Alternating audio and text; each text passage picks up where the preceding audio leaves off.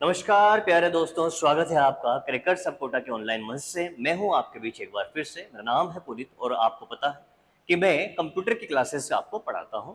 और आपका जो कंप्यूटर का ये जो सेक्शन है, इसके हमने जो तरीके से डिवाइड कर रखा है, उसके अंदर आप आज 9वीं क्लास के अंदर हैं। और इस 9th क्लास के अंदर हम लोग कुछ बातें करने वाले हैं कंप्यूटर के बारे में। कंप्यूटर के बारे में क्या बात करने वाले, जरा आपने देखा कि आपके स्क्रीन पर आपको पहला क्वेश्चन नजर आया। हालांकि इसके पहले, इस क्वेश्चन को लेने के पहले मैं अगर आपसे बात करना चाहूं थोड़ी, कि ये जो क्वेश्चन है आपका, ये क्वेश्चन जो आपका, ये जो चैप्टर है, ये है सिस्टम यूनिट के बारे में। कंप्यूटर कंप्यूटर सिस्टम के बारे में, कंप्यूटर सिस्टम के बारे में आज हम पढ़ने वाले हैं। तो आज का जो हमारा टॉपिक है वो कंप्यूटर सिस्टम है। जनरली आप लोग देखिए ये चीज जान चुके हैं मेरे साथ, अगर आपने पढ़ा है और उन सभी 8 वीडियोस को आपने अगर देखा है तो आपको ये पता लग चुका है कि कंप्यूटर क्या है, उसकी कैरेक्टरिस्टिक क्या है, हिस्ट्री क्या है, जनरेशन क्या है और टाइप ऑफ कंप्यूटर्स क्या है। क्लियर है दोस्तों? आज की क्लास के अंदर अब हम इस कंप्यूटर सिस्टम को पढ़ने वाले हैं। कंप्यूटर सिस्टम का मतलब अगर जनरल भाषा में बताऊं मैं आपको, तो कंप्यूटर जब आप इस्तेमाल करते हैं तो आप कीबोर्ड माउस का भी इस्तेमाल करते हैं। आपके पास एक डिस्प्ले होती है जिसे आप मॉनिटर के नाम से जानते हैं, और उसी के बगल में अगर डेस्कटॉप पर वर्क कर रहे हैं या फिर आपका लैपटॉप है, सॉरी लैपटॉप को साइड रखते हैं, अभी डेस्कटॉप पर अगर वर्क कर रहे हैं तो आपके पास एक मशीन रखी रहती है बगल में जिसे हम सीपीयू के नाम से जानते हैं। यानी कंप्यूटर की बेसिक जो रिक्वायरमेंट्स है वो सीपीयू, मॉनिटर, कीबोर्ड, माउस तो है, इनके माध्यम से ही हमारा कंप्यूटर बनता है। क्लियर है? तो कंप्यूटर जिन चीजों से मिलकर बना होता है उन चीजों को आज हम यहाँ पर डिस्कस करने वाले हैं।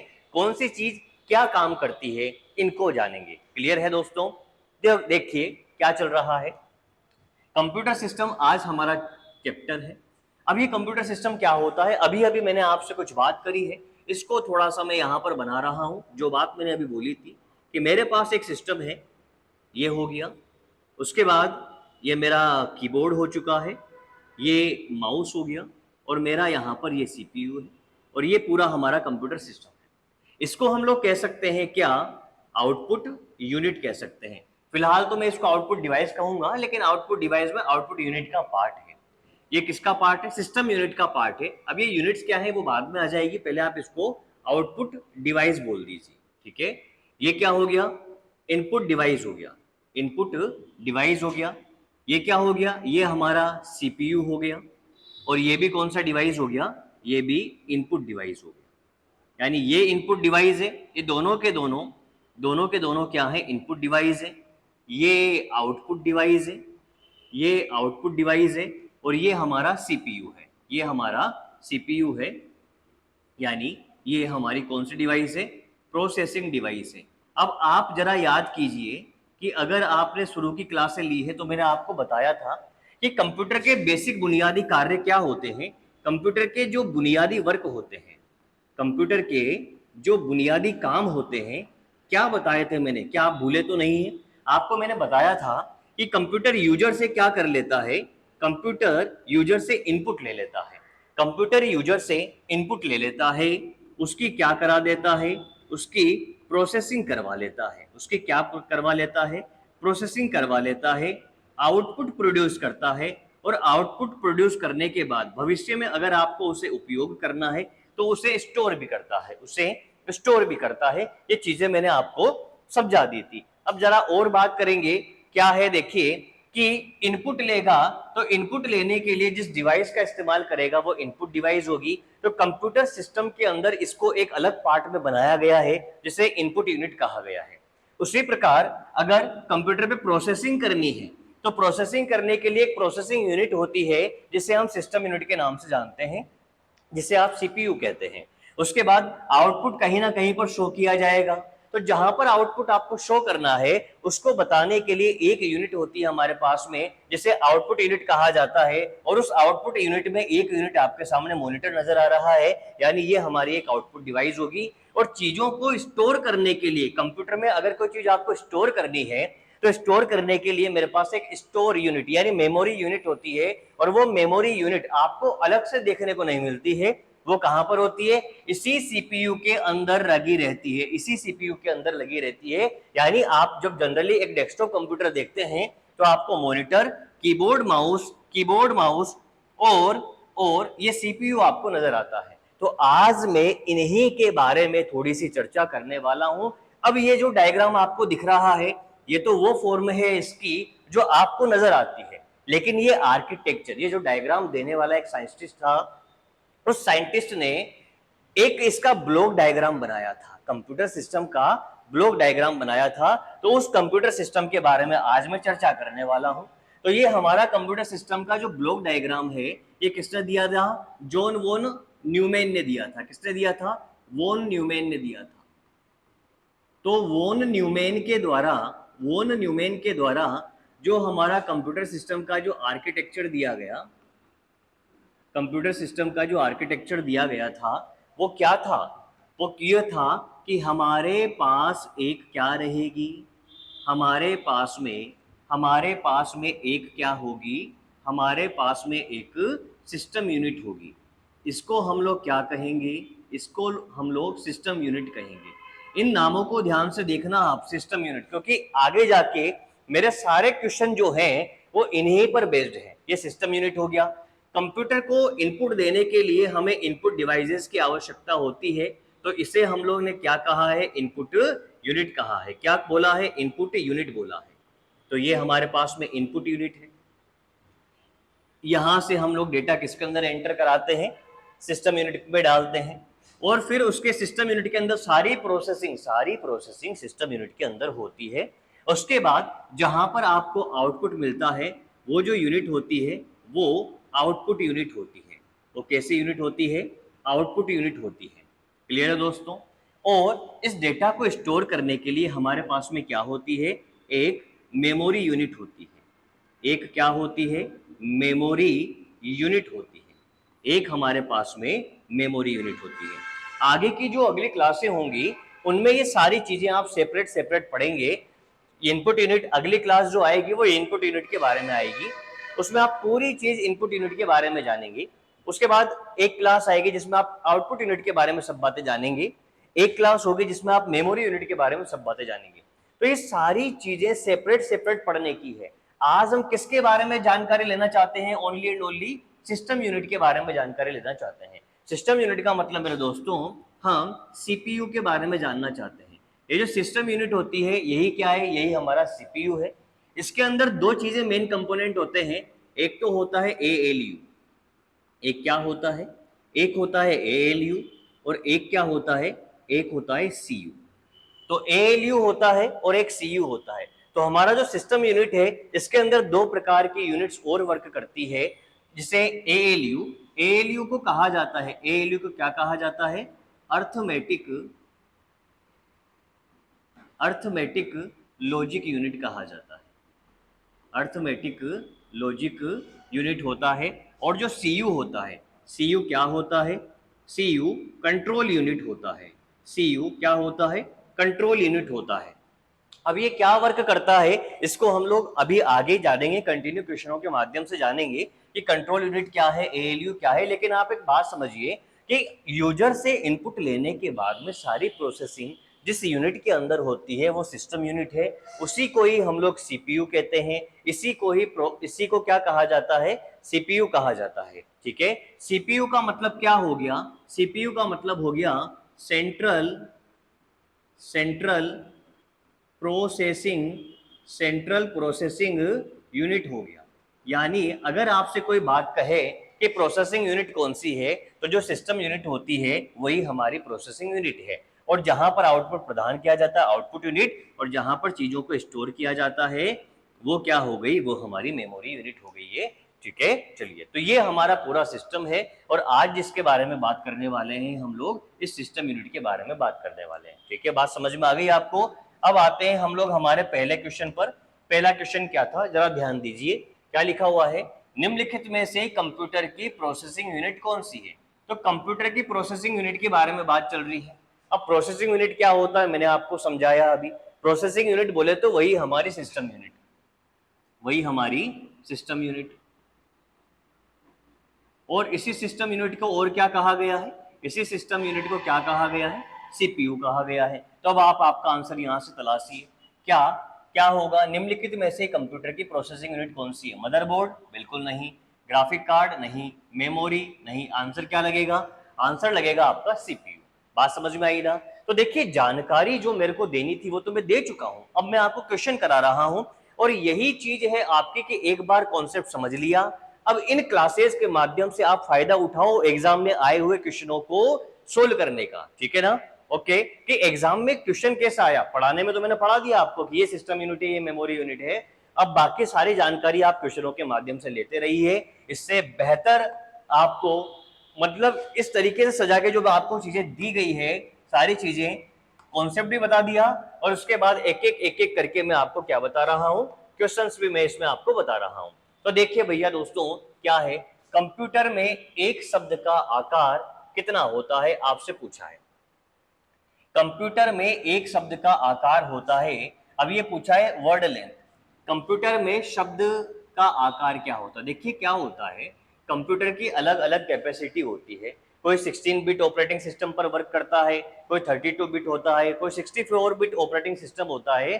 तो ये क्या होता है, हमारे कंप्यूटर के सिस्टम पर डिपेंड करता है, ठीक है, हमारा कंप्यूटर किस ऑपरेटिंग सिस्टम पर वर्क कर रहा है उस हिसाब से ये चीजें होती है। तो कंप्यूटर में एक शब्द का जो आकार होता है, एक शब्द का आकार होता है, एक ही कंप्यूटर में भिन्न होता है, नहीं, एक कंप्यूटर में तो भिन्न नहीं होता, हर मामले में निश्चित होता है, नहीं, हर मामले में निश्चित नहीं होता, अलग अलग कंप्यूटर में अलग अलग हो सकता है। एक कंप्यूटर में निश्चित है लेकिन विभिन्न कंप्यूटरों के बीच भिन्न भिन्न होता है। तो आप ये याद रखिए, ऐसा क्वेश्चन पूछा है कि एक कंप्यूटर में एक शब्द का आकार जो होता है, एक शब्द की जो लेंथ होती है वो कितनी होती है, तो किसी में 16 बिट होती है, किसी में 32 बिट होती है, वो डिपेंड करता है कंप्यूटर कैसा है। तो भिन्न भिन्न कंप्यूटरों में भिन्न भिन्न होता है, ये आप इसको याद रखिए। बीच में क्वेश्चन आ गया है, मैंने डलवा दिया था ताकि आपको समझ में आ जाए। चलिए बात देखते हैं क्या दे रखा है।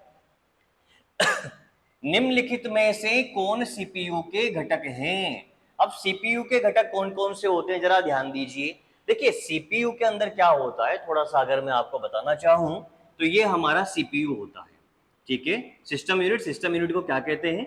सीपीयू कहते हैं। और इस सीपीयू के अंदर दो चीजें होती है, एक तो क्या होता है, एएलयू होता है, अर्थमेटिक लॉजिक यूनिट होता है, और एक क्या होता है, एक कंट्रोल यूनिट होता है। और इसी में जो चीजों को स्टोर करने के लिए रजिस्टर भी होता है। यानी अर्थमेटिक लॉजिक यूनिट जो होता है इसके अंदर क्या होते हैं, इसके अंदर रजिस्टर्स भी होते हैं, रजिस्टर। क्योंकि जब आप चीजों की प्रोसेसिंग करोगे, किसी भी चीज की प्रोसेसिंग करोगे, तो उनको स्टोर करने के लिए कुछ ना कुछ मेमोरी तो चाहिए ना, तो वो चीजें क्या होती है, रजिस्टर्स होते हैं। क्लियर है? अब रजिस्टर मैंने बता दिया चीजों को स्टोर करने का, आप केवल इतना याद रखेंगे कि रजिस्टर हाँ एक ऐसे डिवाइस है, इलेक्ट्रॉनिक डिवाइस जो है वो चीजों को स्टोर करती है। क्लियर है? ठीक है, तो ये एएलयू और कंट्रोल यूनिट हो गया, सॉरी सीएल नहीं सीयू हो गया, एएलयू और सीयू हो गया। तो हमारे निम्नलिखित में से कौन सीपीयू के घटक है? मैं केवल सीपीयू के घटक की बात कर रहा हूं दोस्तों, सीपीयू के घटक की यानी सिस्टम यूनिट की। तो सिस्टम यूनिट में एएलयू होगा। देखिए एएलयू और कंट्रोल यूनिट बिल्कुल है, ALU and register, ALU and register तो है लेकिन कंट्रोल यूनिट भी तो होना चाहिए था। एएलयू एंड मेमोरी गलत हो गया, रैम एंड रोम गलत हो गया, एएलयू एंड रजिस्टर ये अकेला गलत हो गया, और ये आएगा आपका answer ALU and control unit. ALU और कंट्रोल यूनिट, और इस एएलयू के साथ ही कौन जुड़े रहते हैं, रजिस्टर्स भी होते हैं। क्लियर है? तो अगर सीपीयू के तीनों घटकों को वो देता है, एएलयू सीयू रजिस्टर, तो बिल्कुल इसके साथ जाएंगे। लेकिन अगर रजिस्टर नहीं दे रखा आपको, एएलयू और सीयू दे रखा है, तो आप इसके साथ जाओगे। एएलयू की फुल फॉर्म मैंने आपको बता दी है, क्या होता है एएलयू को, मैंने बताया अर्थमेटिक लॉजिक यूनिट होगा, अर्थमेटिक लॉजिक यूनिट होगा। और उसके बारे में मैंने सीयू की फुल फॉर्म नहीं बताई थी आपको, अब देख लीजिए। सीयू को क्या कहा जाता है, सीयू को कंट्रोल यूनिट कहा जाता है। क्या बोलते हैं इसे, कंट्रोल यूनिट इसको कहा जाता है। चलिए अगली बात समझिएगा, क्या क्वेश्चन पूछा गया है। अब देखिए दो चीजें, सिस्टम यूनिट जो पढ़ रहे हैं इसके अंदर एएलयू और सीयू है, दोनों क्या काम करती है, दोनों अलग अलग क्या काम है इनके। यानी एक कंप्यूटर में सभी अंक गणितीय व तार्किक परिचालन किसके द्वारा किया जाता है, किसके द्वारा किया जाता है, क्योंकि सारी बात चल रही है किसकी, सिस्टम यूनिट की। तो उस सिस्टम यूनिट के अंदर अंक गणितीय, यानी अंक गणितीय का मतलब क्या, अर्थमेटिक नहीं हुआ क्या, अर्थमेटिक हो गया ना, अर्थमेटिक। और तार्किक यानी लॉजिकल वर्क की बात कर रहा है क्या, लॉजिकल वर्क की बात कर रहा है क्या। तो अर्थमेटिकल और लॉजिकल जो काम किया जाता है वो किसके द्वारा किया जाता है, अरे इसी नाम से तो ये एक यूनिट बनी है, ALU, यानी अर्थमेटिक लॉजिक यूनिट के द्वारा ये काम किया जाता है, अर्थमेटिक और लॉजिक यूनिट के द्वारा ये काम किया जाता है। बात समझ में आ गई ना दोस्तों, मैं क्या बोल रहा हूं, मैं जो छोटी सी चीज है उस टॉपिक में जितने भी क्वेश्चन पूछे गए हैं, अच्छे अच्छे जो भी क्वेश्चन आपको बन सकते हैं एक जैसे क्वेश्चनों को हटाने के बाद में, तो वो सारे क्वेश्चन मैं आपको यहाँ पर लेके आया हूं। चाहे ये कि जो क्वेश्चन है वो SBI में पूछे हो, चाहे RRB में पूछे हैं, चाहे SSC के किसी एग्जाम में पूछे हैं, ये इस प्रकार के क्वेश्चन है और ऐसे ही क्वेश्चन आपको एग्जाम के अंदर देखने को मिलेंगे। तो कॉन्सेप्ट सीखने के बाद क्वेश्चनों को करना बहुत ही जरूरी है। आप किसी भी इंस्टीट्यूट में पढ़ रहे हो, कहीं पर भी पढ़ रहे हो, आपकी तैयारी बिल्कुल बेहतरीन चल रही होगी, लेकिन इन क्वेश्चनों को भी आप सोल्व करते रहें, आपकी इन क्वेश्चनों से प्रैक्टिस होती रहेगी। क्लियर है दोस्तों, देखिए क्या है, निम्नलिखित में से कौन सा भंडारण युक्ति, स्टोरेज है ना, CPU के साथ सीधे बातचीत करता है, CPU के साथ सीधे बातचीत करता है। अब ये क्या पूछ रहा है जरा ध्यान देना, थोड़ा सा लॉजिकल और टेक्निकल क्वेश्चन हो गया। भंडारण युक्ति यानी स्टोरेज यानी मेमोरी डिवाइस के बारे में बात कर रहा है। हमारे मेमोरी जो यूनिट होती है ना, मेमोरी यूनिट जो होती है CPU के साथ सीधे बातचीत, सीधे संवाद कर सकता है CPU के साथ में। तो कौन सी प्रकार की मेमोरी होगी, इस मेमोरी यूनिट में भी कौन सी मेमोरी होगी, तो यहाँ पर टेरिटरी स्टोरेज तृतीय भंडारण नहीं, सेकेंडरी स्टोरेज द्वितीयक भंडारण, प्राइमरी स्टोरेज प्राथमिक भंडारण, और हार्ड डिस्क तो हो नहीं सकता, प्राइमरी स्टोरेज। क्या होता है दोस्तों ये प्राइमरी स्टोरेज क्या है, मैं बता देता हूं आपको, बाकी हम सारी डिटेल किसके अंदर पढ़ेंगे, इसकी मेमोरी यूनिट के अंदर सेपरेटली पढ़ेंगे। लेकिन यहाँ पर जब क्वेश्चन आया है तो एक क्वेश्चन आया है तो इसको पढ़ लेते हैं। क्या है देखिए, हमारी जो मेमोरी यूनिट होती है ये दो प्रकार से है, एक तो प्राइमरी मेमोरी होती है और एक हमारी सेकेंडरी मेमोरी होती है। तो ये जो प्राइमरी मेमोरी होती है इसके अंदर क्या होता है, रैम और रोम होता है। तो जब कभी भी CPU वर्क करता है, जब कभी CPU वर्क करता है तो उसके वर्क करने के दौरान जो मेमोरी हमारी काम में ली जाती है वो मेमोरी कौन सी है, रैम है। और रैम किसका हिस्सा है, रैम प्राइमरी मेमोरी का हिस्सा है। रैम किसका हिस्सा हो गया, प्राइमरी मेमोरी का हिस्सा हो गया। तो हमारा आंसर क्या लगेगा, प्राइमरी स्टोरेज प्राथमिक भंडारण हमारा आंसर होगा। बात आपको समझ में आ गई होगी। चलिए अगली बात करते हैं, अगला क्वेश्चन आपको क्या दे रखा है, CPU का निम्नलिखित में से कौन सा घटक, CPU का निम्नलिखित में से कौन सा घटक पूरे प्रोसेसर में सूचना के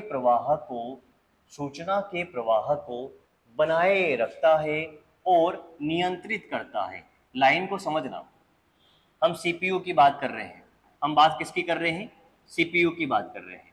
CPU के अंदर दो प्रकार की चीजें होती है, ALU होता है और CU होता है। मैंने बताया था कि जितने भी अंक गणितीय और लॉजिकल तार्किक जो भी काम होंगे सारे के सारे किसके द्वारा होंगे, ALU के द्वारा होंगे। फिर ये कंट्रोल यूनिट क्या करेगा, ये जो आपका क्वेश्चन है ना, यही काम तो कौन करेगा, अरे यही काम तो कंट्रोल करेगा। देखिए समझिए, कंट्रोल इसके शब्द से ही मुझे समझ में आ रहा है, कंट्रोल करने का, नियंत्रित करने का, यानी हमारे कंप्यूटर सिस्टम में जो चीजें, कोई सी इंफॉर्मेशन किसको सेंड करनी है, कहां पर भेजनी है, इन सब चीजों को किससे क्या काम करवाना है, ये सब चीजों को मैनेजमेंट करने का काम, किसका काम, मैनेजमेंट करने का जो भी काम होता है वो जिस यूनिट के द्वारा किया जाता है वो कंट्रोल यूनिट है। यानी CPU में पूरे प्रोसेसर में सूचना के प्रवाह को बनाए रखना, और नियंत्रित करना और उसको कंट्रोल करना, इंफॉर्मेशन को ट्रांसफर करना और उसको कंट्रोल करने का जो काम होता है वो कंट्रोल यूनिट के द्वारा किया जाएगा। किसके द्वारा किया जाएगा, कंट्रोल यूनिट के द्वारा किया जाएगा। तो आई होप आपको बात समझ में आ गई है कि हम आज की क्लास में हमारा जो वॉन न्यूमैन के द्वारा आर्किटेक्चर दिया गया है इसमें सिस्टम यूनिट के बारे में बात कर रहे हैं। सीपीयू के बारे में बात कर रहे हैं और इस सीपीयू में अर्थमेटिक लॉजिक यूनिट के बारे में, अर्थमेटिकल लॉजिक यूनिट एएलयू और सीयू के बारे में बेसिकली हम लोग पढ़ रहे हैं, अलग अलग क्वेश्चनों को देख रहे हैं, क्वेश्चनों के माध्यम से इन चीजों को जानना चाह रहे हैं। चलिए अगले क्वेश्चन की बात करते हैं। क्या दे रखा है, किसी भी कंप्यूटर सिस्टम का मस्तिष्क किसे कहा जाता है, ब्रेन ऑफ कंप्यूटर किसे कहा जाता है? तो बचपन में आपने पढ़ा होगा सीपीयू, सीपीयू जिसका फुल फॉर्म क्या होती है, जिसकी फुल फॉर्म है central processing, central processing, central processing unit, और इसी सेंट्रल प्रोसेसिंग यूनिट को ब्रेन ऑफ कंप्यूटर कहा जाता है, ब्रेन ऑफ कंप्यूटर कहा जाता है, कंप्यूटर का मस्तिष्क कहा जाता है। दोस्तों ध्यान दीजिए, अगर सीपीयू नहीं होगा तो आप इनपुट और आउटपुट क्या करोगे, समझ रहे हो ना, प्रोसेसिंग कैसे कराओगे, यानी कि क्या कहेंगे जो सीपीयू है, इसको जो सीपीयू है इसी को ब्रेन ऑफ कंप्यूटर कहा जाता है। ऑप्शन आपका दे रखा है सीपीयू आपका आंसर है। चलिए बात करते हैं अगले क्वेश्चन पर। अगला क्वेश्चन आपको क्या दे रखा है, निम्नलिखित में से कौन सा कथन सेंट्रल प्रोसेसिंग यूनिट के संदर्भ में सत्य नहीं है? देखिए क्या शब्द लगा हुआ है, सही नहीं है, इसके बारे में बात कर रहा है, यानी ये बात आपकी सही नहीं है सीपीयू के बारे में। तो सीपीयू के बारे में क्या क्या बातें दे रखी जरा जान लेते हैं। कंट्रोल यूनिट सीपीयू का एक हिस्सा है, मैंने अभी अभी बताया था आपको सीपीयू बना करके कि उसके अंदर सीयू होता है, कंट्रोल यूनिट होता है और एएलयू होता है। तो क्या कंट्रोल यूनिट उसका हिस्सा है? बिल्कुल है, यानी कंट्रोल यूनिट सीपीयू का एक हिस्सा है, ये बात तो सही है। ये पूछ रहा है कौन सी बात सही नहीं है, तो यानी ये वाली बात तो सही है।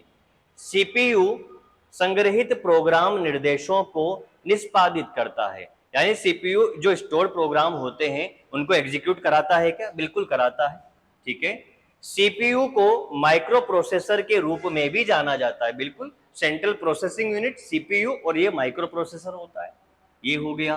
कर्नेल सीपीयू का कोर होता है, बिल्कुल गलत, ये बात बिल्कुल गलत है। कर्नेल, अरे कर्नेल जो होता है ना, अब ये नया शब्द आया ना दोस्तों आपके लिए, तो समझना ये तो कर्नेल जो हिस्सा होता है ये तो ओएस का हिस्सा होता है। ओएस का मतलब समझते हैं क्या? Operating system. अब ये नई चीज आ गई आपके लिए, आप कहेंगे सर ये ऑपरेटिंग सिस्टम क्या भला है? अरे ऑपरेटिंग सिस्टम का मतलब कंप्यूटर को चलाने के लिए, कंप्यूटर को चलाने के लिए जिस सिस्टम की आवश्यकता होती है उसे ऑपरेटिंग सिस्टम कहते हैं, जिस सॉफ्टवेयर की आवश्यकता होती है उसे ऑपरेटिंग सिस्टम कहते हैं। ये हमारा एक सिस्टम सॉफ्टवेयर होता है, अगर ये नहीं होता है तो हम कंप्यूटर की भाषा नहीं समझ सकते और कंप्यूटर हमारी भाषा नहीं समझ पाता, हम कम्युनिकेट नहीं कर पाएंगे कंप्यूटर के साथ में। तो कंप्यूटर से हमें मध्यस्थता कराने वाला जो सॉफ्टवेयर है वो ऑपरेटिंग सिस्टम है, और उस ऑपरेटिंग सिस्टम का, उस ओएस का एक हिस्सा होता है कर्नेल होता है। बात समझ गए ना?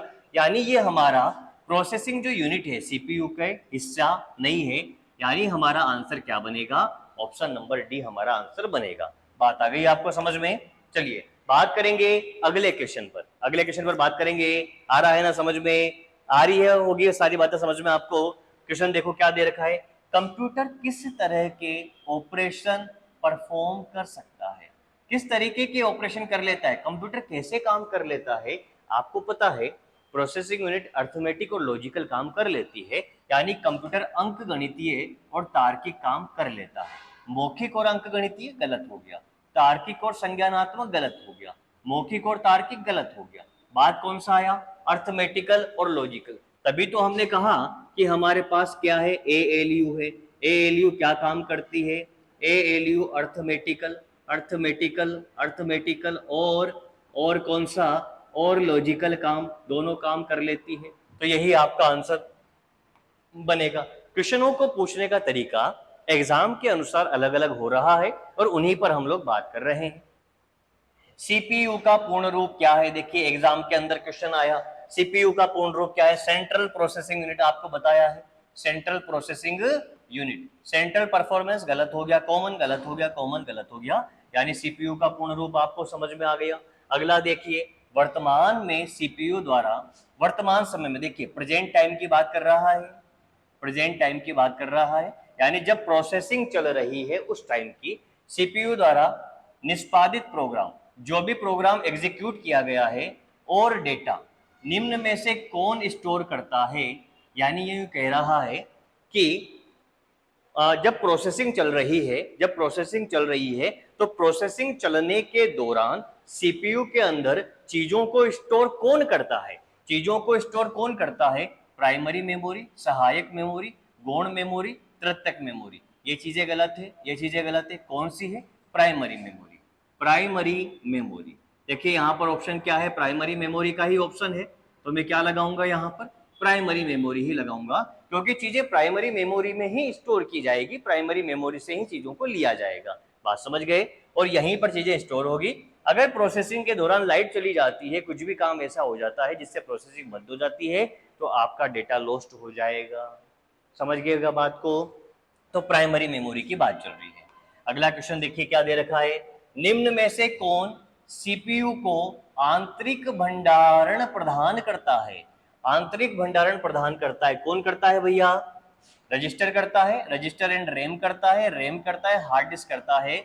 तो क्या करता है? आंतरिक भंडारण की बात कर रहा है। निम्न में से कौन सीपीयू को आंतरिक भंडारण प्रदान करता है? देखिए प्रोसेसिंग के दौरान इंटरनल स्टोरेज की बात चल रही है। जब आप प्रोसेसिंग करते हो तो प्रोसेसिंग एएलयू के द्वारा की जाती है, अर्थमेटिक लॉजिक यूनिट के द्वारा की जाती है। और इसके अंदर क्या होते हैं? इसके अंदर रजिस्टर्स होते हैं। इसके अंदर क्या होते हैं? रजिस्टर्स होते हैं। और ये रजिस्टर्स ही जो क्या होते हैं, प्रोसेसिंग के दौरान आंतरिक भंडारण प्रदान करते हैं, यानी ये इसका आंसर लगेगा हमारा रजिस्टर। क्लियर हो गया? ठीक है, आगे बढ़ते हैं। आगे क्या दे रखा है, सीपीयू द्वारा संपादित किए जाने वाले 4 कार्य क्रमशः प्राप्त करना। ठीक है, उसके बाद कुशल परिवर्तन, उत्पादन, परिणाम प्रदान करना, ये होता है। तो क्या होता है, देखिए सीपीयू द्वारा निष्पादित किए जाने वाले 4 कार्यक्रम से क्या क्या है? तो 4 कार्यक्रम से ये होता है फेच करना, कहीं से भी डेटा को फेच करना होता है, उसको क्या करना होता है, उसको डिकोड करना होता है, फिर मैनिपुलेट करना होता है, और परिणाम प्रदान करना और उसको आउटपुट देना होता है, या फिर एग्जीक्यूट करना होता है। क्या करना होता है? एग्जीक्यूट करना होता है। तो ये इसकी 4 प्रोसेसिंग स्टेप्स होती है किसकी? सीपीयू की फेच करता है, यूजर से इनपुट लेता है, ठीक है, एग्जीक्यूट करता है, डिकोड करता है, डिकोड का मतलब उसको स्पष्ट करता है, फिर मैनिपुलेट करता है, उसको मैनिपुलेट करता है, और उसके बाद उसको एग्जीक्यूट कराता है, जो भी इंस्ट्रक्शन आपको दिया गया है। तो आप इसको जब भी, जैसे क्या होगा, कोई टेक्निकल एग्जाम रहा तो वहां पर ऐसा क्वेश्चन आ सकता है। लेकिन देखिए क्या होता है, आजकल बहुत से एग्जामिनर क्या करते हैं, डायरेक्ट क्वेश्चन को पुट कर लेते हैं, उठा लेते हैं। तो जब ऐसे क्वेश्चन उठा लिए जाएं तो हमारा आंसर आना चाहिए। तो क्या होता है, fetch, decode, manipulate and execute. तो आपका आंसर आएगा स्पष्ट करना, चीजों को क्या करना? स्पष्ट करना हमारा आंसर बनेगा। चलिए बात करते हैं अगले क्वेश्चन के बारे में। इनपुट का आउटपुट में रूपांतरण, इनपुट लेंगे, आउटपुट प्रोड्यूस करेंगे, तो इनपुट को आउटपुट में परिवर्तन कौन करेगा? इनपुट आया, आउटपुट मिला, बीच में क्या था? सिस्टम यूनिट, जिसको क्या बोला? सीपीयू बोला। यानी किसके द्वारा किया जाएगा? सीपीयू के द्वारा किया जाएगा। किसके द्वारा किया जाएगा? सीपीयू के द्वारा किया जाएगा। निम्नलिखित में से किसमें सीपीयू प्रोग्राम को निष्पादित कर सकता है? निम्नलिखित में से किसमें सीपीयू प्रोग्राम को निष्पादित कर सकता है? भैया सीपीयू ये कहना पूछना चाह रहा है कि सीपीयू किस भाषा को समझेगा। अब सीपीयू तो एक मशीन है, वो मशीन लैंग्वेज को ही जानता है। हमारा कंप्यूटर बाइनरी सिस्टम पर वर्क करता है, तो असेंबली भाषा, सांकेतिक भाषा, द्विआधारी भाषा, ऑक्टेन भाषा। द्विआधारी का मतलब क्या होता है? बाइनरी का मतलब क्या होता है? मैंने आपको बताया है 0 और 1 होता है। तो जो हमारा सीपीयू होता है वो 0 और 1 की भाषा को समझता है, द्विआधारी भाषा को समझता है, बाइनरी को समझता है। बात समझ गए ना? देखिए अगला समझिए, इनपुट, आउटपुट, प्रोसेसिंग और स्टोरेज की प्रक्रिया को जिस यूनिट की देखरेख में किया जाता है उसे क्या कहा जाता है? Arithmetic logic unit, output unit, control unit या मेमोरी यूनिट? देखिए समझिए, इनपुट मैंने क्या बोला, ये है हमारे इनपुट, यही उसी आर्किटेक्चर पे बात चल रही है। ये हमारा क्या है, ये हमारा सिस्टम यूनिट, ये हमारी आउटपुट यूनिट और ये हमारी मेमोरी यूनिट। क्लियर है? और ये हमारी हो गई इनपुट यूनिट। अब इन सबको मैनेज करने का जो कार्य होता है वो किसके द्वारा किया जाता है? इसके अंदर दो चीजें होती है, एक तो एएलयू तो प्रोसेसिंग करती है और ये मैनेजमेंट का काम करती है। कौन? CU, control unit. तो इनपुट आउटपुट प्रोसेसिंग और स्टोरेज की प्रक्रिया को जिस यूनिट की देखरेख में किया जाता है वो कौन सी यूनिट रहेगी?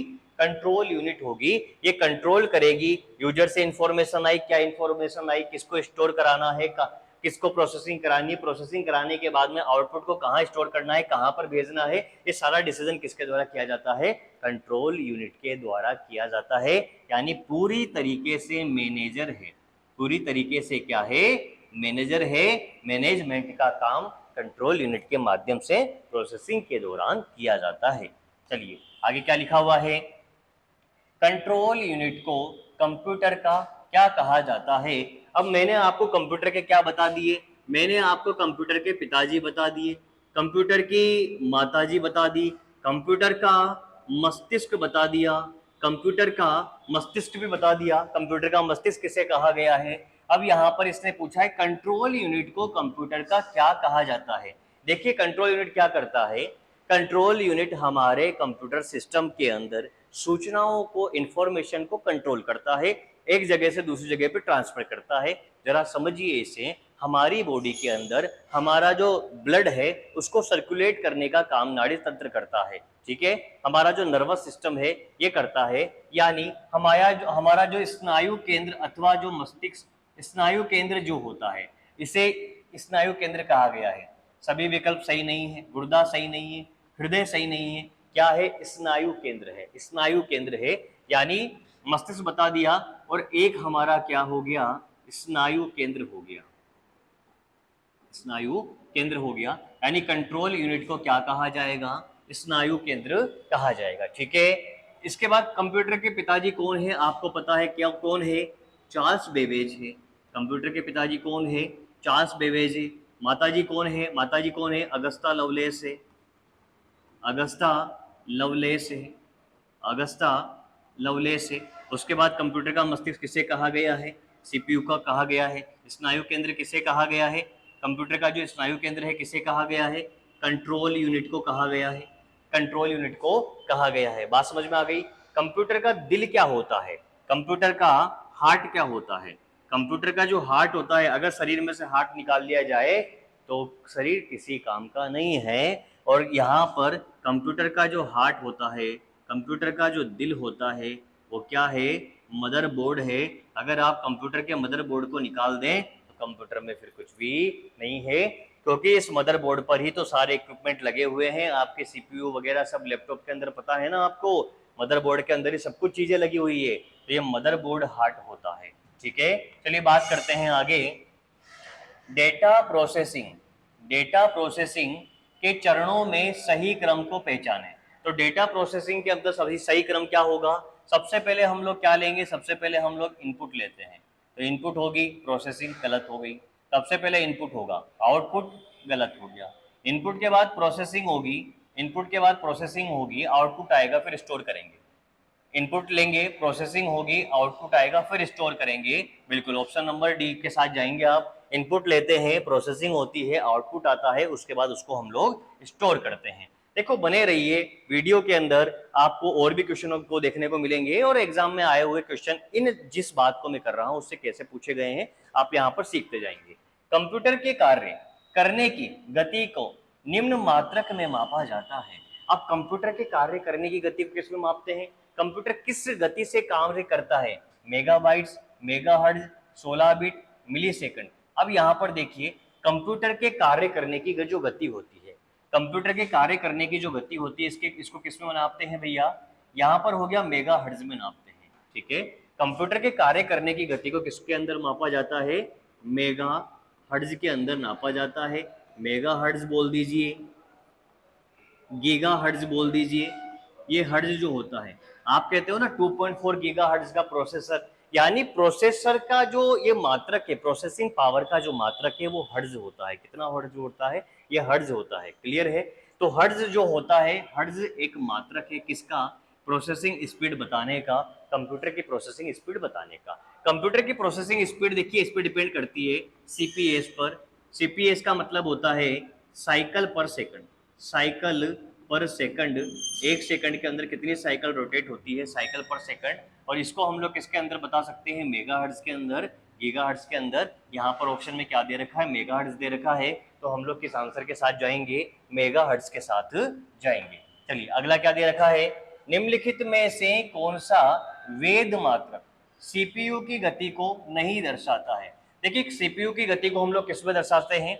सीपीयू की गति को हम लोग हर्ट्ज में दर्शा सकते हैं, एमआईपीएस में दर्शा सकते हैं, एम फ्लॉप्स में दर्शा सकते हैं।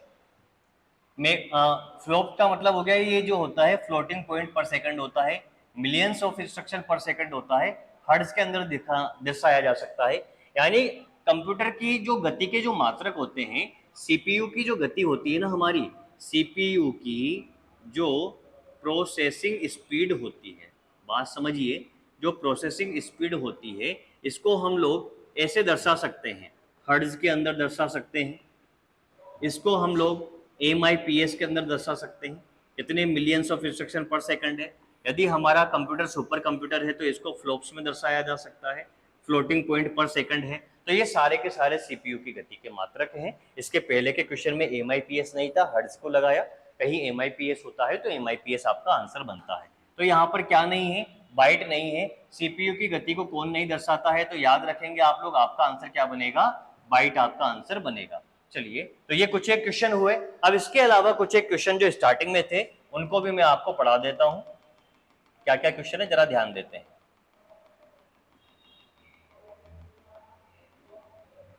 तो देखेंगे हम लोग क्वेश्चंस को।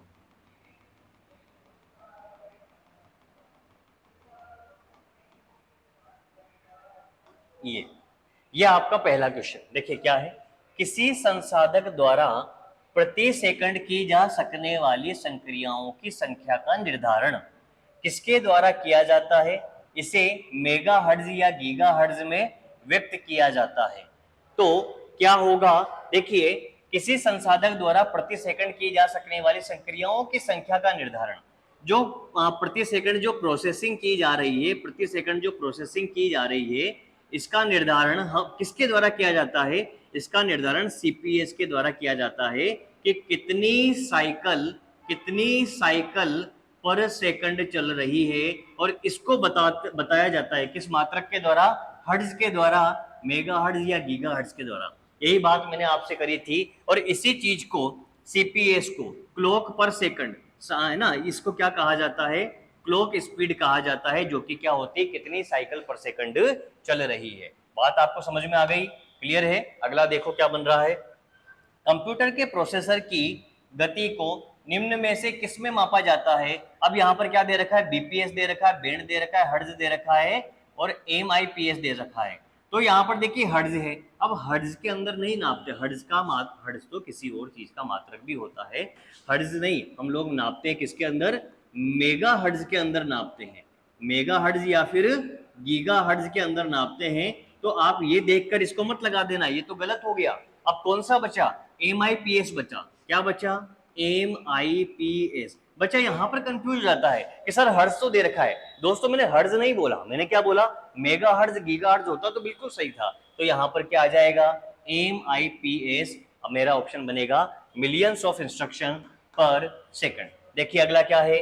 निम्न में से कौन मेमोरी इनपुट और आउटपुट डिवाइसेस को नियंत्रित करता है? कौन नियंत्रित करता है? इनको नियंत्रित करने वाला कौन है? सीपीयू है, एएलयू है, कंट्रोल यूनिट है या मेमोरी है? तो हमारे पास में कौन सी है? इनपुट डिवाइस है। उसके बाद में हमारे पास में क्या है? आउटपुट डिवाइस है। उसके बाद में हमारे पास में क्या है? मेमोरी डिवाइस है। और इनको आपस में जो कंट्रोल करने वाली चीज है वो हमारे पास में क्या है? हमारे पास में सीपीयू है। यही सीपीयू आपस में सबको कनेक्ट करता है। और इस सीपीयू के अंदर होती है क्या? Control unit. कंट्रोल यूनिट तो सीपीयू के अंदर होती है।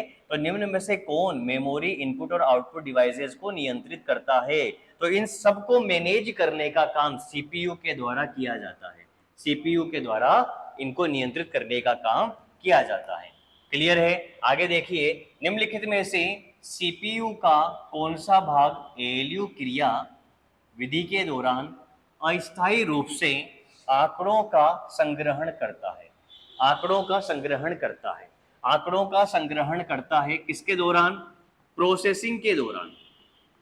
जब आप प्रोसेसिंग करते हैं, जब किसी भी चीज की प्रोसेसिंग होती है तो चीजों को स्टोर किया जाता है। मैंने कहा था कि चीजों को स्टोर करने के लिए किसकी जरूरत पड़ेगी? रजिस्टर की जरूरत पड़ेगी। और ये किसका हिस्सा होता है? ये एएलयू का हिस्सा होता है। ये एएलयू का हिस्सा होता है। तो यही तो बोला, एएलयू क्रिया विधि के दौरान अस्थायी रूप से, टेम्पररी रूप से चीजों को स्टोर कौन करता है? रजिस्टर करता है। कौन करता है? रजिस्टर करता है। बात आई आपको समझ में? अगला देखिए, प्रमुख मेमोरी है ना, मुख्य मेमोरी। मुख्य मेमोरी का मतलब हो गया मेन मेमोरी। मेन मेमोरी के समन्वय से कार्य करती है। मुख्य मेमोरी किसके समन्वय से कार्य करती है? मुख्य मेमोरी इंटेल, सीपीयू, आरएएम, विशेष कार्य कार्ड नहीं। मुख्य मेमोरी किसके समन्वय से कार्य करती है? मुख्य मेमोरी सीपीयू के समन्वय से कार्य करती है। अब ये सारे क्वेश्चन पूछे गए हैं और एग्जाम में कोई कंफ्यूजन ना हो इसके लिए देखिए, ये आपके पास क्वेश्चन आ रहे हैं। मुख्य मेमोरी, मेन मेमोरी जो होती है, जो मेन मेमोरी है, वो मेन मेमोरी मुख्य मेमोरी से डेटा लेने का काम सीपीयू करेगा। मुख्य मेमोरी का यूज प्रोसेसिंग के दौरान सीपीयू करेगा। तो सीपीयू ही तो कंट्रोल कर रहा है ना, सीपीयू के समन्वय से कार्य कर रही है ना, तो मेन मेमोरी सीपीयू के समन्वय से कार्य करेगी।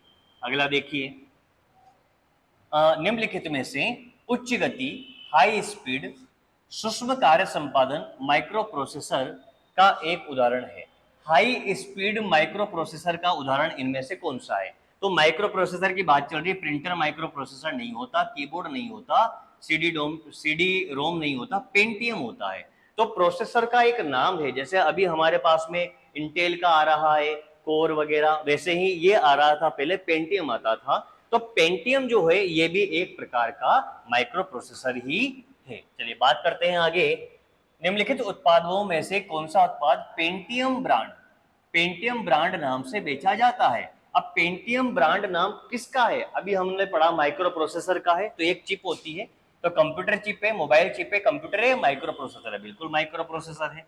चलिए बात करते हैं आगे। सिलेरॉन, पेंटियम और कोर क्रम प्रारूप है, ये किसके हैं? देखिए आपने देखा इंटेल कोर आ रहा है, पहले पेंटियम था, सिलेरॉन था। तो ये सारे के सारे क्या हैं? माइक्रो प्रोसेसर हैं। कंप्यूटर माइक्रोचिप के, कंप्यूटर रैम के, कंप्यूटर प्रोसेसर के, कंप्यूटर के प्रोसेसर के उदाहरण हो गए। अभी हम लोग देखिए प्रोसेसर की तो बात कर रहे हैं, सीपीयू की तो बात कर रहे हैं। तो सीपीयू से रिलेटेड जितने भी क्वेश्चन है वो आप यहाँ पर देख रहे हैं। क्लियर है? तो देखिए टॉपिक तो जरा सा था, कंट्रोल यूनिट, सिस्टम यूनिट, और एएलयू सीयू होता है। एएलयू लॉजिकल अर्थमेटिक काम करता है, सीयू कंट्रोल करने का काम करता है। लेकिन क्वेश्चनों को पूछने का तरीका आप देखिए अलग अलग है, और उन्हीं क्वेश्चनों को पूछने के तरीके के आधार पर मैं आपको क्वेश्चन करा रहा हूं, ताकि एग्जाम के अंदर कोई नई भाषा, नई लैंग्वेज नहीं मिले जो आपको परेशान करे। आप क्वेश्चन देखें और आपका दिमाग तुरंत क्लिक करे कि कहीं ना कहीं पढ़ाया गया है मुझे एक क्वेश्चन, और आप उसका आंसर लगा दें। मेरा उद्देश्य बस इतना सा है। इंटेल कोर i9 समझ जाओ, कोर आ गया, प्रोसेसर है एक प्रकार का। क्या है? एंटीवायरस प्रोसेसर है, हटाओ इसको, बढ़ो आगे। अगला क्या है? सीपीयू का कौन सा भाग आकलन करता है और निर्णय लेता है? डिसीजन मेकिंग, आकलन करना, तो कौन सा काम करेगा भैया? अल्टरनेट को लोकल यूनिट नहीं होता, अमेरिकन नहीं होता, ये नहीं होता। आकलन करना, अर्थमेटिकल लॉजिकल, जो निर्णय लेने का जो काम होगा वो कौन सा कर लेगा? हमारा अर्थमेटिक लॉजिक यूनिट कर लेगा। अब यहाँ पर देखिए, निम्नलिखित में से कौन एक पेरिफेरल डिवाइस नहीं है? पेरिफेरल डिवाइस जानते हैं क्या? पेरिफेरल डिवाइस का मतलब हो गया कंप्यूटर सिस्टम में, कंप्यूटर जो सिस्टम है हमारा, इसके अंदर अन्य जो उपकरण लगाए जाते हैं वो पेरिफेरल डिवाइसेस होती है। जैसे मदरबोर्ड, मॉनिटर, प्रिंटर, कीबोर्ड। तो कंप्यूटर अगर ये चीजें नहीं है तब भी वर्क कर सकता है। अगर मैं कहूँ कीबोर्ड नहीं है, अगर आपके पास कीबोर्ड नहीं है तो आप कुछ काम करना चाहें कर सकते हैं। प्रिंटर नहीं है, कुछ काम करना चाहें कर सकते हैं। मॉनिटर पेरिफेरल डिवाइस नहीं है, पेरिफेरल डिवाइस नहीं है। मॉनिटर हटा दीजिए, कोई दिक्कत नहीं। आप कहोगे सर आउटपुट कहाँ लेंगे? अरे जो कंप्यूटर होगा जो कंप्यूटर होगा उस पे यूजर को इनपुट लेना है, आउटपुट देना है। जैसे मान लीजिए कि आपको एक सिस्टम बना रखा है और उसमें कमांड देने हैं, तो आप क्या करेंगे, प्रिंट देनी है मान लेते हैं, तो आपने कमांड दिया, प्रिंट दे दी, प्रिंटर से प्रिंट निकल कर आ गई। हालांकि आपको किसकी जरूरत पड़ती है, क्योंकि कंप्यूटर से ऑपरेट करने के लिए आपको मॉनिटर की जरूरत पड़ती है, मॉनिटर की जरूरत पड़ती है। लेकिन कभी कभी मशीन ऐसी मशीन है जिसके अंदर केवल कॉपी रखी, प्रिंट दिया, कमांड दिया और कमांड के द्वारा दूसरी प्रिंट आ गई। तो यहाँ पर देखिए निम्नलिखित में से कौन सा एक पेरीफेरल डिवाइस नहीं है। पेरीफेरल डिवाइस का मतलब समझेंगे दोस्तों, पेरीफेरल डिवाइस का मतलब कंप्यूटर सिस्टम में दूसरी जो यूनिट्स अटैच होती है उनको पेरीफेरल डिवाइसेस कहते हैं। और पेरीफेरल डिवाइस यानी कि मदरबोर्ड तो कंप्यूटर सिस्टम का नेसेसरी भाग है, इसके ऊपर पूरा कंप्यूटर सिस्टम बना होता है। अगर ये नहीं होगा तो कंप्यूटर सिस्टम बनेगा ही नहीं, यानी ये पेरीफेरल डिवाइस नहीं है, ये तो नेसेसरी है। पेरीफेरल डिवाइस वो होती है जो अगर हो तो अच्छा, ना हो तो भी कोई दिक्कत नहीं आने वाली है। यानी कंप्यूटर सिस्टम के साथ अटैच होने वाले जितने भी इक्विपमेंट्स होंगे, चाहे वो इनपुट डिवाइस हो, चाहे आउटपुट डिवाइस हो, चाहे मेमोरी यूनिट हो, ये सब के सब पेरीफेरल डिवाइसेस के अंदर आ जाएंगे। Keyboard, mouse, printer, monitor, hard disk, pen drive, ये सब पेरीफेरल डिवाइस के अंदर आ जाएंगे, स्पीकर वगैरह सब। आगे बढ़िए, एक बुनियादी कंप्यूटर सिस्टम की पेरीफेरल डिवाइसों में यह शामिल नहीं होता है। अब क्या हुआ है देखो, समझो कि एक बुनियादी कंप्यूटर सिस्टम, बेसिक जो कंप्यूटर सिस्टम होता है कि भाई ये तो आपको चाहिए ही चाहिए, बेसिक कंप्यूटर सिस्टम की पेरीफेरल डिवाइसों में कि भाई ये तो आपको चाहेगा ही चाहेगा, इनके बिना फिर आप कंप्यूटर सिस्टम नहीं बना पाओगे। तो कौन शामिल नहीं होता है, बेसिक बुनियाद जिनकी होती है। तो हमें कीबोर्ड की जरूरत पड़ती है, हमें मॉनिटर की जरूरत पड़ती है, हमें सीपीयू की जरूरत पड़ती है, लेकिन प्रिंटर नहीं होगा तो भी हमारा काम चलेगा। आखिरकार प्रिंटर भी पेरीफेरल डिवाइस है, लेकिन नहीं हो तो भी हमारा काम चल सकता है। यानी बेसिक बुनियादी आवश्यकता नहीं है प्रिंटर होना। क्लियर है? ठीक है, चलिए बात को समझते हैं आगे। पेरीफेरल इनपुट आउटपुट में कितने आउटपुट पोर्ट होते हैं? अब ये पेरीफेरल जो इनपुट आउटपुट पोर्ट होता है, ये एक थोड़ा सा पोर्ट वाला क्वेश्चन आ गया। पोर्ट वाली चीजों को हम लोग बाद में पढ़ेंगे, कौन कौन से पोर्ट होते हैं, लेकिन यहाँ पर ये क्वेश्चन आया है तो इसका आंसर समझिए कि कितने आउटपुट पोर्ट होते हैं। आप याद रखेंगे 256 आउटपुट पोर्ट होते हैं, एग्जाम में क्वेश्चन आया हुआ है, इसलिए मैंने आपको यहाँ पर बता दिया है। आगे देखिए, एक ऐसा डिवाइस जो कंप्यूटर से कनेक्टेड होता है, कंप्यूटर से क्या होता है, कनेक्टेड होता है, लेकिन कोर कंप्यूटर आर्किटेक्चर का भाग नहीं है, ये क्या कहलाता है? हमारा कोर कंप्यूटर आर्किटेक्चर है, उसका भाग नहीं होता है। तो कौन सा है? Peripheral device, memory device, processing device, onboard device.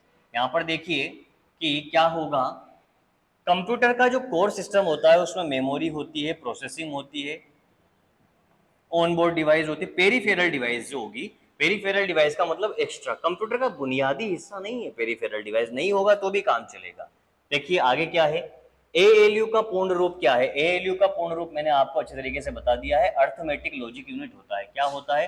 Arithmetic logic unit होता है। देखिए लॉजिकल और लॉजिक दोनों में अर्थमेटिक लॉजिकल यूनिट, देखिए फर्क समझिए, arithmetic logical array, arithmetic logic unit और अर्थमेटिक लॉजिकल यूनिट। आंसर क्या लगेगा? अर्थमेटिक लॉजिक यूनिट आंसर आपका लगेगा। अगला क्वेश्चन देखिए क्या दे रखा है, सीपीयू के एएलयू में होते हैं।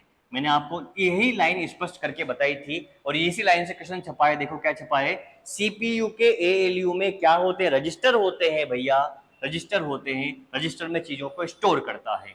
देखिए अगला क्वेश्चन क्या है, कंप्यूटर की मेमोरी, अर्थमेटिक लॉजिक यूनिट और इनपुट आउटपुट डिवाइस को बताता है कि किसी कार्यक्रम के इंस्ट्रक्शन को कैसे प्रतिक्रिया देना है। तो कंप्यूटर की मेमोरी ऐसा कौन सा बताता है? तो ऐसा कौन बताता है? Control unit. Control unit control करने का काम करता है। तो जो कंट्रोल यूनिट है, इस शब्द को यहां पर रखो, देखो क्या हो रहा है, कंट्रोल यूनिट कंप्यूटर की मेमोरी, एएलयू और इनपुट आउटपुट डिवाइसों को बताता है कि इस कार्यक्रम या इस इंस्ट्रक्शन को कैसे प्रोसेस करना है, किसको कहां पर प्रोसेस करना है, कौन सा इंस्ट्रक्शन पहले जाएगा, कौन सा बाद में आएगा। तो ये सारा निर्णय लेने का जो काम होता है वो कंट्रोल यूनिट के द्वारा होता है। आई होप आपको समझ में आया है। अब ये देखिए क्या हो गया, निम्नलिखित में से कौन कंप्यूटर रिसोर्स को मैनेज करता है। मैंने क्या कहा, मैनेज करना, मैनेजमेंट का काम किसका है, कंट्रोल यूनिट का है। मैनेजमेंट का काम किसका है, कंट्रोल यूनिट का है। कंफ्यूज होना ही नहीं है, क्वेश्चनों को आपका डिजाइन ही इस तरीके से किया गया है कि आपको कोई प्रॉब्लम ही ना हो। देखिए अर्थमेटिक एंड लॉजिक यूनिट क्या काम करता है, क्या गणितीय संक्रियाएं पूरी करता है, बिल्कुल करता है। डेटा का संग्रह करता है क्या, तुलना करता है, क्या करता है, निवेश युक्तियों के साथ संप्रेषण करता है। निम्नलिखित में से क्या सही है, नहीं, संप्रेषण नहीं करता। कम्युनिकेशन कराने का काम इसका नहीं है, इसका काम प्रोसेसिंग करने का है, एक दूसरे के साथ भेजने का काम इसका नहीं है। वो किसका काम है, कंट्रोल यूनिट का काम है। तो गणितीय डेटा का संग्रह, डेटा का संग्रह थोड़ी करता है। ये तो करंट टाइम पर अगर कोई चीजें चल रही है तो उसके एएलयू में, इसके रजिस्टर में, एएलयू में जो रजिस्टर होता है उसमें स्टोर हो जाता है। तो इसका आंसर क्या लगेगा, फर्स्ट व थर्ड लगेगा, फर्स्ट व थर्ड लगेगा। और आखिरी क्वेश्चन पर आता हूं मैं, उसके बाद आपका कंप्यूटर सिस्टम का कार्य खत्म होगा। और इसके बाद ये जो कंप्यूटर सिस्टम है इसमें कोई सा ऐसा क्वेश्चन नहीं छूटा दोस्तों जो इससे बाहर आ जाए। अगर मैं बेसिक कंप्यूटर की बात कर रहा हूं, मैं देखिए अभी भी बार बार आपसे ये कहता हूं, टेक्निकल टर्म की बात मैं नहीं कर रहा हूं। टेक्निकल टर्म की बात अपन नहीं कर रहे हैं। टेक्निकल टर्म्स का मतलब हो गया टेक्निकल एग्जाम जो होते हैं, क्योंकि वहां तो फिर आपको रजिस्टर के अंदर भी उतरना पड़ेगा, आपको बताना पड़ेगा रजिस्टर कितने प्रकार के हैं, कौन सा रजिस्टर क्या काम करता है, यानी इसको और अच्छे से पढ़ना पड़ेगा। लेकिन हम लोग एक बेसिक कंप्यूटर की बात कर रहे हैं। बेसिक ज्ञान आपको ये होना चाहिए कि कंप्यूटर सिस्टम की जो सिस्टम यूनिट है उसके अंदर एएलयू है, सीयू है।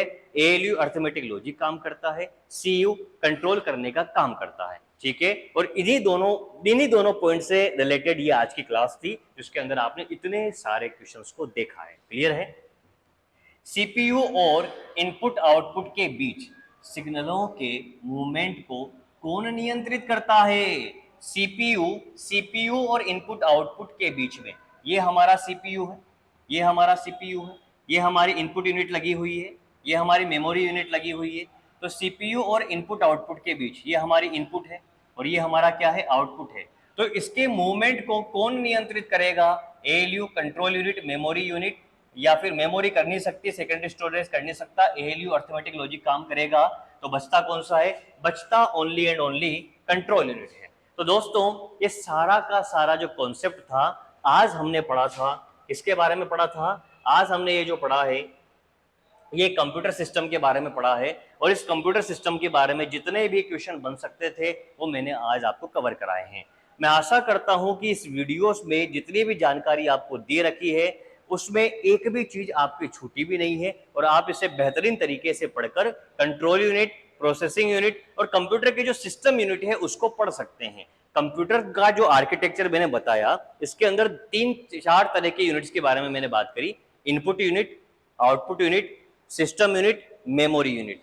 ये आपको यहाँ पर दिख रही है, क्या दिख रही है, ये दिख रही है आपको।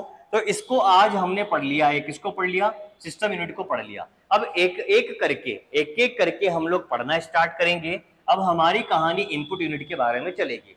तो इनपुट यूनिट क्या करती है, क्या काम करती है, इनपुट डिवाइस कौन कौन सी है, वो सारी की सारी बातें हम इसके अंदर करेंगे।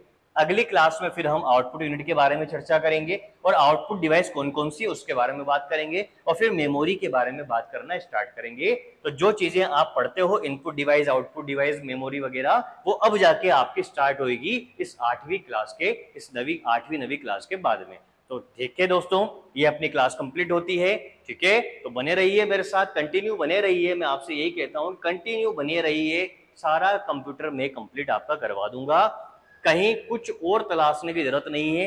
जितना कंटेंट मैं दे रहा हूं ये वेल इनफ है आपके एग्जाम के लिए। अगर आपका बेसिक एग्जाम है, बेसिक कंप्यूटर का एग्जाम है, कहीं कुछ भटकने की जरूरत नहीं है, ठीक है। धन्यवाद दोस्तों, मिलेंगे आपसे एक बार फिर से नए वीडियो में नए कॉन्सेप्ट के साथ। जय हिंद साथियों।